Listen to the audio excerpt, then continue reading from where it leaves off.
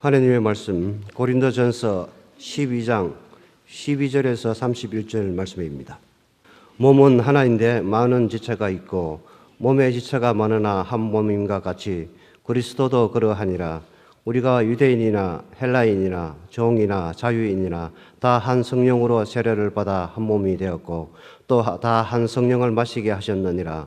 몸은 한 지체뿐 아니요 이르시니 만일 발이 이르되 나는 손이 아니라 몸에 붙지 아니하였다 할지라도 이로써 몸에 붙지 아니한 것이 아니요 또 귀가 이르되 나는 눈이 아니니 몸에 붙지 아니하였다 할지라도 이로써 몸에 붙지 아니한 것이 아니니 만일 온 몸이 눈이면 듣는 곳은 어디며 온 몸이 듣는 곳이면 냄새에 맡는 곳은 어디냐. 그러나 이제 하나님이 그 원하시는 대로 지체를 각각 몸에 두셨으니 만일 다 한 지체뿐이면 몸은 어디냐. 이제 지체는 많으나 몸은 하나라. 눈이 손들어 내가 너를 쓸 데가 없다 하거나 또한 머리가 발들어 내가 너를 쓸 데가 없다 하지 못하리라. 그뿐 아니라 더 약하게 보이는 몸의 지체가 도리어 여긴 하고 우리가 몸에 덜 귀히 여기는 그것들을 더욱 귀한 것들로 입혀주며 우리의 아름답지 못한 지체는 더욱 아름다운 것을 얻느니라. 그런즉 우리의 아름다운 지체는 그럴 필요가 없느니라. 오직 하나님의 몸을 고르게 하여 부족한 지체에게 귀중함을 다하사 몸 가운데서 분쟁이 없고 오직 여러 지체가 서로 같이 돌보게 하셨느니라. 만일 한 지체가 고통을 받으면 모든 지체가 함께 고통을 받고 한 지체가 영광을 얻으면 모든 지체가 함께 즐거워하느니라. 너희는 그리스도의 몸이요 지체의 각 부분이라. 하나님이 교회 중에 몇을 세우셨으니 첫째는 사도요 둘째는 선지자요 셋째는 교사요 그 다음은 능력을 행하는 자요 그 다음은 병 고치는 은사와 서로 돕는 것과 다스리는 것과 각종 방언을 말하는 것이라. 다 사도이겠느냐 다 선지자이겠느냐 다 교사이겠느냐 다 능력을 행하는 자이겠느냐 다 병 고치는 은사를 가진 자이겠느냐 다 방언을 말하는 자이겠느냐 다 통역하는 자이겠느냐. 너희는 더욱 큰 은사를 삼어라. 내가 또한 가장 좋은 길을 너희에게 보이리라. 아멘. 잠시 기도하겠습니다. 하나님 아버지, 오늘도 우리의 찬양대의 찬양을 받으셨는 줄로 믿습니다. 성령의 축복의 물줄기를 저희에게 부으사 성령으로 충만케 하여 주시고 은사로 충만할 수 있도록 저희들에게 은혜를 베풀어 주시옵소서. 찬양대 위에 놀라운 은사를 허락하여 주셔서 아버지 찬양을 부를 때마다 주의 능력이 나타나게 하여 주시옵소서. 우리 장로님의 기도에 응답하심을 믿습니다. 그대로 이루어 주실 줄로 믿습니다. 부족한 종을 세우셨사오니 성령으로 충만케 하사 주의 말씀을 옳게 능력 있게 담대하게 증거할 수 있도록 사용하여 주시기를 원하옵고 우리 모두에게 하나님의 말씀을 이해하는 그리고 믿고 따르는 믿음을 주시옵소서. 예수님의 이름으로 기도하옵나이다. 아멘. 아멘. 할렐루야. 주님께서 우리와 함께 하심을 믿습니다. 오늘 이 시간은 몸의 지체들의 관계가 주는 은사의 의미라는 제목으로 말씀을 드리도록 하겠습니다. 지난주는 은사들은 성령님이 주시는 것으로서 우리가 항상 사모해야 한다 하는 것을 말씀을 드렸습니다. 오늘은 성도들이 받은 각 은사들이 몸의 각 지체처럼 서로를 위해서 존재하고 있다는 것을 말씀을 드리고자 합니다. 오늘 본문에서 사도 바울은 몸에는 각 지체가 있는데 그 각 지체에는 각양 다른 은사를 가지고 있다 하는 것을 말씀하고 있습니다. 예를 들면 눈은 보게 하는 은사가 있고 귀는 듣게 하는 은사가 있으며 입은 먹는 은사를 가지고 있고 코는 냄새를 맡는 은사를 가지고 있다는 것이죠. 마찬가지로 하나님의 교회에 속해 있는 성도들은 주님의 몸된 교회에서 지체로서 각양 다른 은사들을 갖고 있음을 말씀하고 있는 것입니다.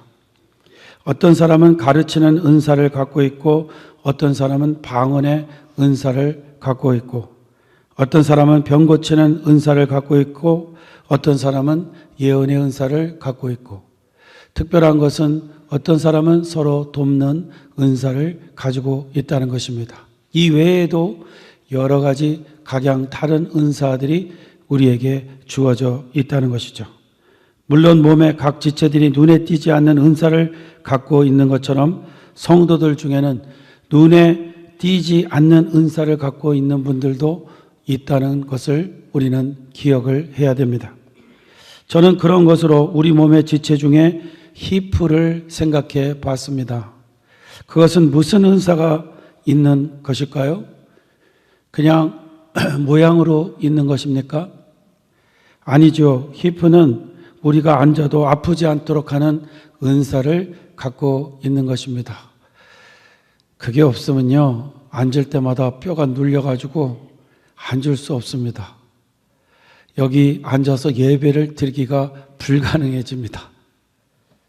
그러므로 우리 몸의 모든 지체는 특별한 은사가 없는 것 같아도 꼭 필요한 은사들을 가지고 있다는 것을 알게 됩니다. 저 사람은 은사가 없는 것 같아. 나는 별로 은사가 없는 것 같아. 아닙니다. 우리가 성도로서 교회에 속해 있다면 그 어떤 모양으로든지 우리는 그 교회가 교회답도록 되기 위해서 은사를 갖고 존재하고 있다는 것입니다. 발견하지 못했어도.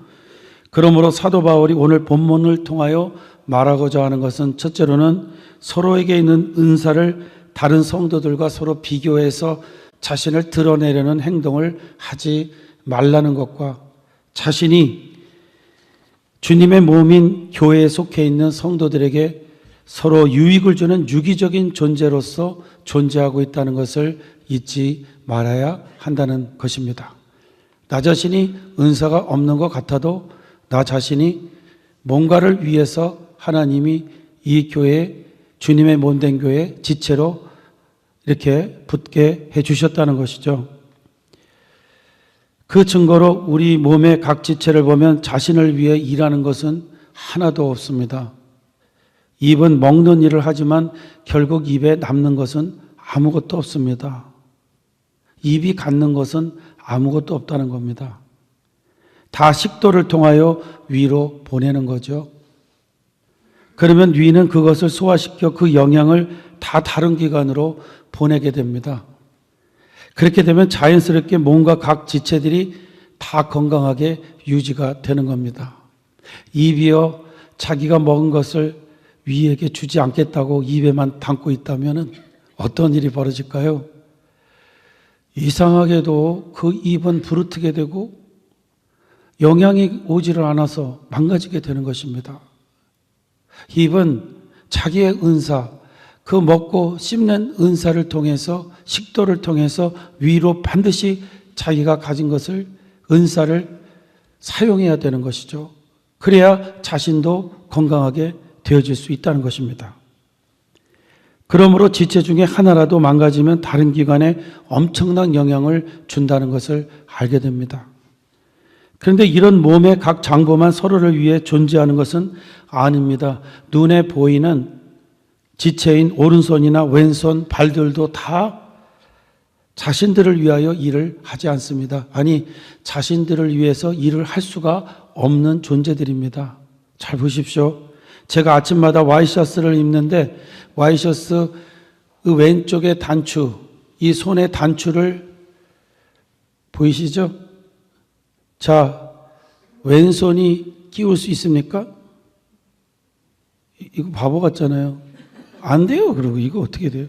그러니까 벌써 이렇게 딱 올리면 뭐가 가요? 오른손이 벌써 다 가가지고 이렇게 잠가주는 거거든요. 오른손의 단추는요, 오른손이 할 수 없어요. 왼손이 가서 끼워줘야 됩니다.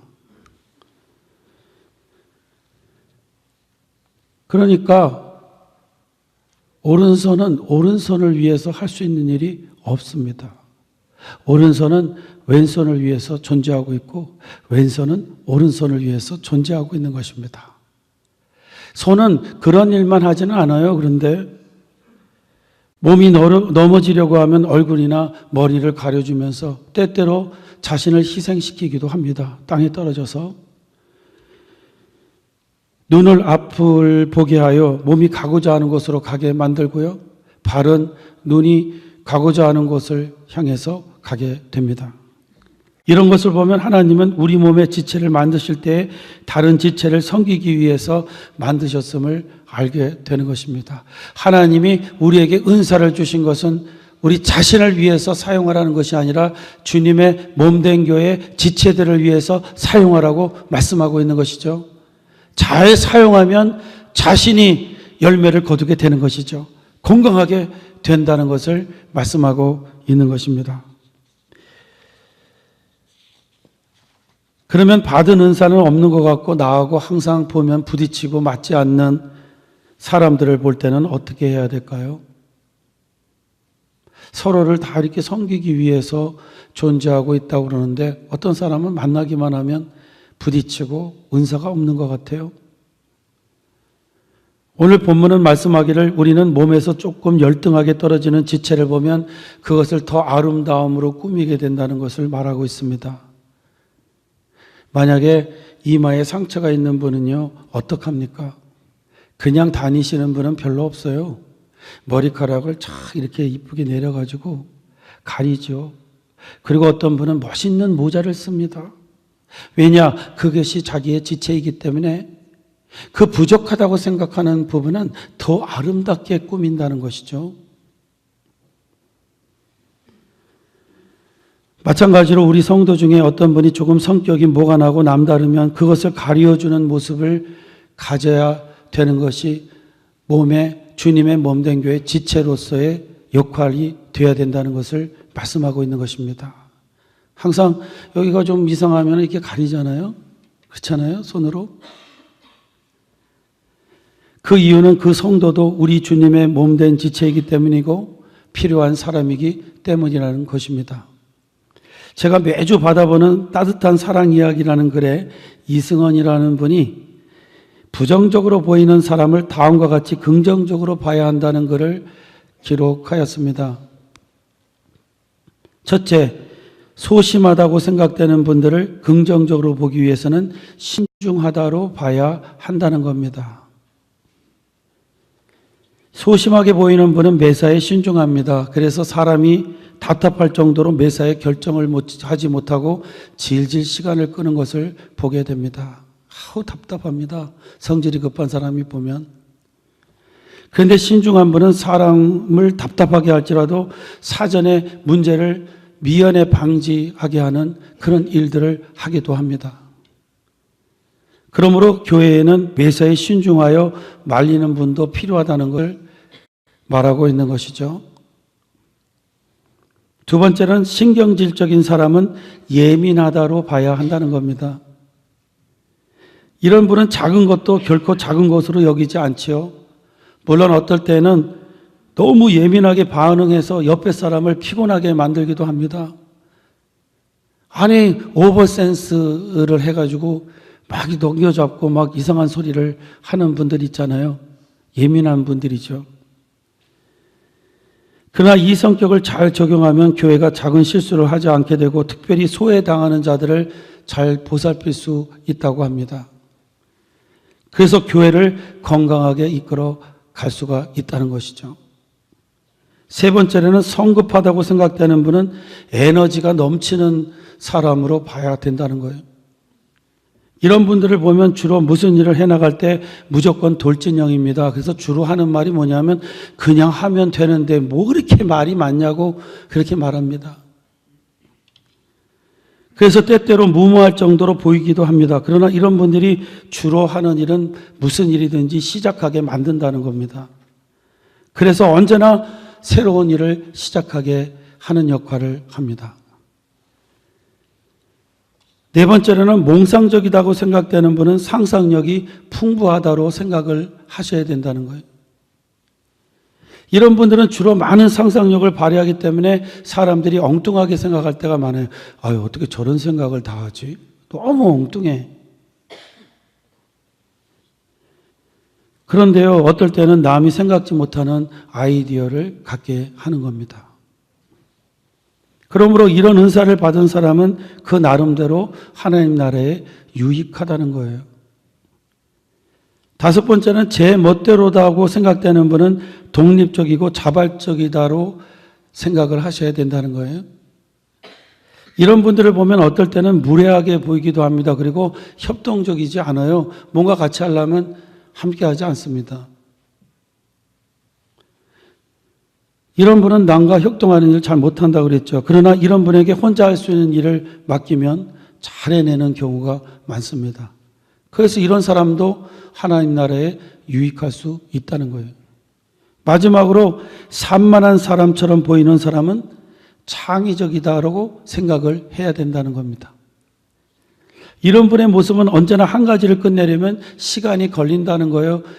다른 일에 또 관심을 갖기 때문에 한 가지를 끝내려면 아주 오래 기다려야 돼요. 그래서 답답하게 생각하는 경우가 있습니다. 그런데 다른 면에 많은 신경을 쓰는 거 보니까 이 사람은 창의적인 생각을 가지고 있다는 것을 또 발견하게 된다는 거예요. 그래서 새로운 인포메이션도 많이 얻게 되고 하는 결과를 초래하게 됩니다. 이승원이라는 분은 이렇게 7가지를 지적하면서 약점은 곧 장점, 6가지를 지적하면서 약점은 곧 장점이기도 하다라고 말했습니다. 그런데 성도님들, 이런 단점 뒤에 감춰진 장점을 갖고 있는 분들이 서로 만나서 일을 하게 된다면 어떤 일이 벌어질까요? 소심하다고 생각하는 신중형과 성질이 급하다고 하는 돌진형이 서로 만나서 한 부서에서 일을 합니다. 뭐 주방에서 일을 할 수도 있고요. 찬양대에서도 일을 할 수도 있고요. 같이 이제 일을 합니다. 어떤 일이 벌어질까요? 그들은 서로 귀한 하나님의 일을 하면서도 원수같이 여기게 될지도 모릅니다. 한 사람은요, 무조건 생각해 봐야 된다고 하고, 한 사람은요, 생각할 게 뭐냐? 무조건 해야지. 이렇게 하면요, 서로 어떻게 될 것 같아요? 한 사람은요, 그래도 그런 요리를 하려면 뭐를 이렇게 생각을 보고 해야 되지 않나. 그런데 한 사람은요, 무조건 하면 되지 뭘 그러냐고. 이 두 사람이 만나면 항상 원수같이 싸우게 될지 모르겠습니다. 그러면 이 둘은 헤어져야 할까요? 이런 사람이 없는 부서로 옮겨야 될까요? 아니, 다른 교회로 가야 될까요?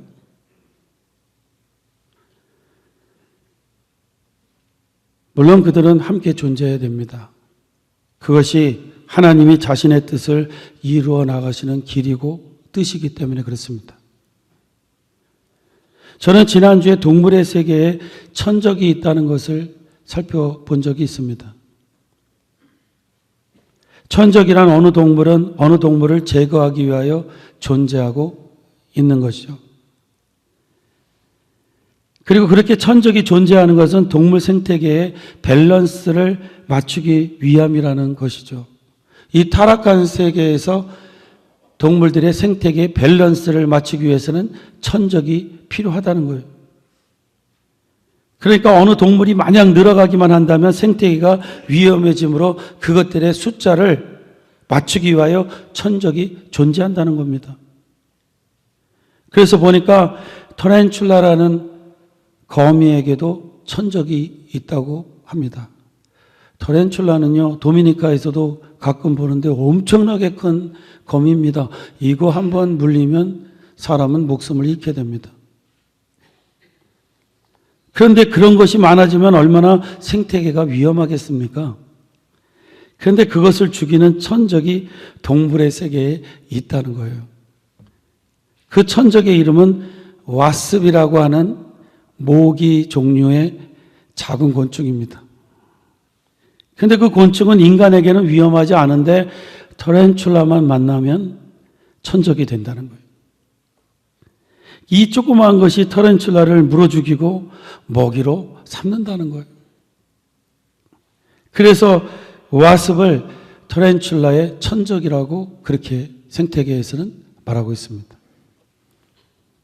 바다에도 천적이 있는데 킬러 웨일이라고 하는 고래는 백상어라고 하는 무척이나 싸납고 큰 상어를 마구 잡아먹는답니다. 그래서 바다의 생태계를 유지시킨다는 거예요. 이뿐 아니라 개미 핥기는 개미를 무한대로 먹어치우고, 잠자리는요 뭘 먹을까요? 모기를 그렇게 잡아먹는 데입니다. 새들은 지렁이를 잡아먹고, 고양이는 쥐를 잡아먹고, 돼지는 우리가 무서워하는 뭐를 잡아먹어요? 뭘까요? 독사입니다. 독사를 돼지가 잡아먹는 거예요. 두꺼비는요 말벌, 엄청난 큰 벌을 잡아먹고요. 몽구스라는 것은 뱀을 잡아먹고, 무당벌레는 진딧물을 잡아먹고, 미꾸라지는 장구벌레를 잡아먹고, 뱀은 개구리와 쥐를 먹고, 이래서 생태계가 유지가 된다고 합니다. 제가 이 말씀을 드리는 이유는 생태계에 서로 균형을 맞춰주는 천적이 존재하는 것처럼 모든 인간 세계에는 그 균형을 맞춰주는 천적이 존재를 한다는 것을 말씀드리기 위함입니다.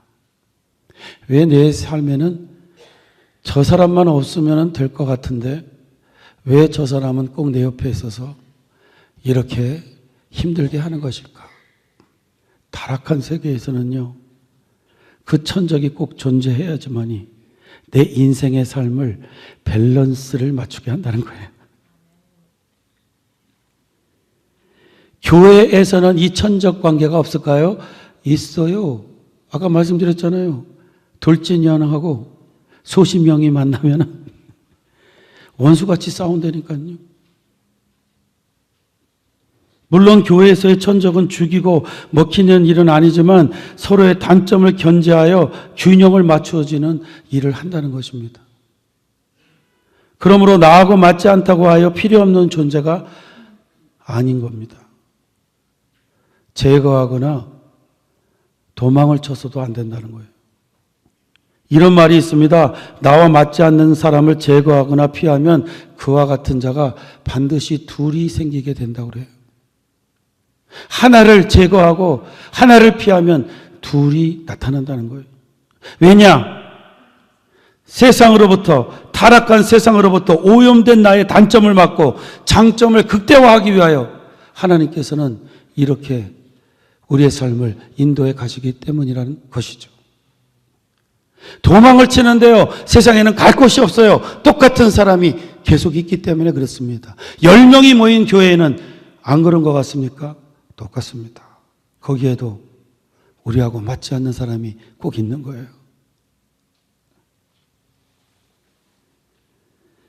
성경을 보면 믿음의 사람들에게는 누구나 천적을 허락하셨다는 것을 보게 됩니다. 요셉에게는 누가 천적이었습니까? 태어날 때부터 그를 미워했던 형제들이었습니다. 그 형제들은요, 결국 요셉을 죽이려고 하다가 미디안의 상인들에게 노예로 팔아버립니다. 다윗에게는 어떤 천적이 있었습니까? 자기의 장인이요, 이스라엘의 왕이었던 사울왕이 자기를 질시해서 무조건 죽이려고 합니다. 이유도 없이. 그래서 그들은 천적들 때문에 죽을 고생을 하며 오랜 동안을 삽니다. 그러나 그들이 잘못되었습니까? 그렇지 않죠. 그들은 오히려 천적들 때문에 그들의 꿈인 국무총리가 되고 왕이 되어서 나라를 살리는 일을 하게 됩니다. 조건은 그들이 믿음으로 계속 견디면서 살았다는 것입니다. 이런 것을 보면 우리에게 있는 천적들은 결국 우리들에게 주어진 은사를 발견하게 되고 개발하게 하여서 결국 귀한 열매를 맺게 한다는 것을 볼 수가 있는 것입니다. 우리 성도님들에게는 천적이 없으십니까? 저에게도 있었어요. 전도사 생활을 21살 때부터 하는데 25살 될 때까지 저를 괴롭혔던 분이 교회에 있었습니다. 그분은 소위 교회 중직자인데 후딱하면 저를 보고 삼류 전도사라고 그렇게 불렀어요. 삼류 전도사가 돼가지고. 왜냐? 제가 학교를 다니는데 못니저라는 술집 2층에 있는 우리 교단 신학교를 다니는 걸 보고 이 사람이 저를 아주 못마땅하게 생각한 거예요. 이분은 한국에서 최고 학부를 나오고 내노라 하는 그런 일을 했던 분인데, 그런 자기의 자녀들을 제가 맡아서 전도사로 일을 하는 걸 보고 아주 못마땅하게 여겼어요. 그래가지고 무릎을 꿇고 기도를 시키면 어디 못 배워가지고 개톨릭에서 하는 그런 기도를 시키냐고 그러고요. 애들이 가서 또 일르나 봐요. 무릎 아프라고.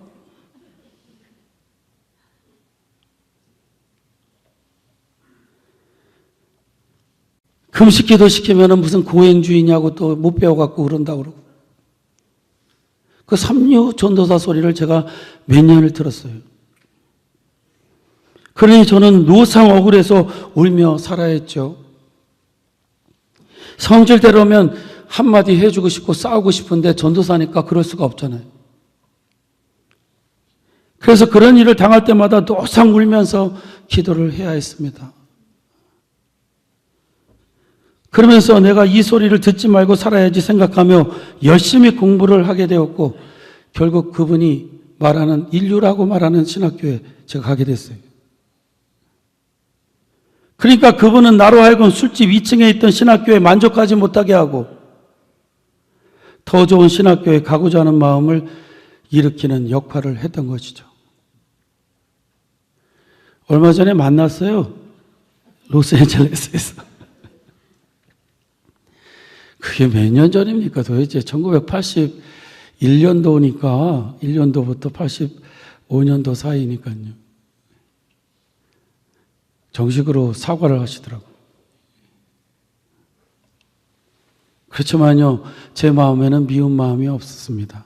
왜냐? 제가 하나님의 인도를 깨달았기 때문이죠. 믿습니까? 여기서 생각해 보면요, 내 주변에서 나로 하여금 눈물을 흘리게 했던 사람들은 결국 다 나를 발전시키고 하나님 나라의 확장을 위해 필요해서 하나님이 허락해 주신 사람이었다는 것을 깨닫게 됩니다. 그분들이 없었다면 이렇게 하나님 나라의 일꾼이 될 수 없었다는 것이죠. 사랑하는 성도님들, 그러므로 가정에서나 직장에서나 그리고 교회에서 나하고 성격이 맞든 안 맞든 모든 주변의 사람들은 필요해서 하나님이 허락하신 것임을 믿어야 할 줄로 믿습니다. 다 나의 삶의 밸런스를 맞추고 영적인 삶을 살기 위해서 어렵게 하는 사람도 존재하고 있는 것입니다. 그러므로 어려운 관계에 있다고 해서 도망치는 것이 아니고 거기서 믿음으로 견뎌내어 하나님의 뜻을 이루는 우리가 되어야 될 줄로 믿습니다. 예? 어렵다고 해서 도망치면 안 돼요. 금년 한 해는 자기가 있는 자리에서 최선을 다함으로 하나님께서 우리에게 뜻하신 바를 이루는 놀라운 한 해가 되시기를 주의 이름으로 축원합니다. 가정에서도 견디시기 바랍니다. 하나님의 은혜가 있을 줄로 믿습니다. 직장에서도 견디시기 바랍니다. 하나님의 은혜가 있을 줄로 믿습니다. 제가 아는 청년은요, 직장이 어렵다고 해서 달마다 그만두겠다고 했는데, 그래도 조금 더 참아봐라 했는데 몇 년 참았을까요? 8년이 지났어요. 이제는 익숙해가지고 잘하는 걸 봅니다. 사랑하는 성도님들, 우리에게 어려운 사람이 주어진다면 거기에는 이유가 있는 것입니다. 견뎌야 될 줄로 믿습니다. 성경 말씀 야고보서 1장 2절로 4절 말씀을 읽고 제가 말씀을 마치겠습니다. 내 형제들아, 너희가 여러 가지 시험을 당하거든 온전히 기쁘게 여기라.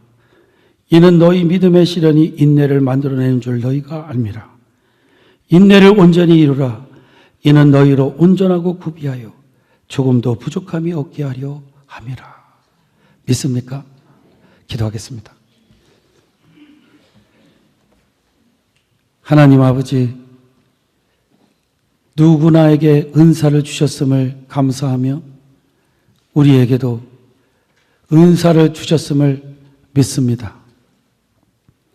눈에 띄는 은사가 없다 할지라도 반드시 필요한 은사를 주어 주님의 몸된 교회를 섬기게 하셨사오니